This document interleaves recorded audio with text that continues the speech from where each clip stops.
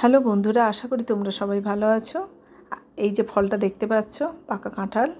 এই কাঁঠালটা খুব সহজে কিভাবে এর কোয়া বের করা যায় সেই পদ্ধতিটাই তোমাদেরকে দেখাবো। চলো দেখে নিই। পাকা কাঁঠাল অথবা এঁচোড় যেটাই কাটা হোক না কেন, প্রথমে ভালো করে হাতে সর্ষের তেল মেখে নিতে হয়। এর আঠা একবার লাগলে মুক্তি পাওয়া খুব কষ্টকর হয়। বাড়িতে একটা কাঠারি ছিল, সেই কাঠারির সাহায্যে আমি কিছুটা অংশ কেটে নিয়েছি। কেটে নিয়ে এবার ওই জায়গা থেকে আমি কোয়াগুলো বের করে নিচ্ছি। সিজনের যে কোনো ফল বা সবজি প্রত্যেকটাই আমাদের শরীরে সবার জন্য উপকারী। অনেকের অনেক বাধ্যবাধকতা থাকে কিছু কিছু ফল না খাওয়ার জন্য, তবে আমি বলবো যদি পরিমিত পরিমাণ খাওয়া যায় তবে সিজনের প্রত্যেকটা জিনিস একটু খাওয়া যেতেই পারে, তবে হ্যাঁ পরিমিত পরিমাণ। আর ডাক্তারবাবুর যদি সেইভাবে কোনো রেস্ট্রিকশান থাকে তাহলে এটা না খাওয়াটাই ভালো।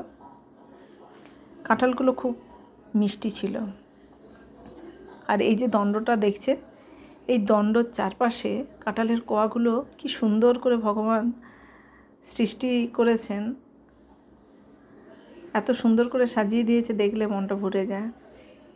আর এত বড় ফল হওয়া সত্ত্বেও এই দণ্ডের সাহায্যেই গাছে মধ্যে ঝুলে থাকে। আর বন্ধুরা, এটা কিন্তু খাজা, মানে খুব একটা নরম নয় কোয়াটা।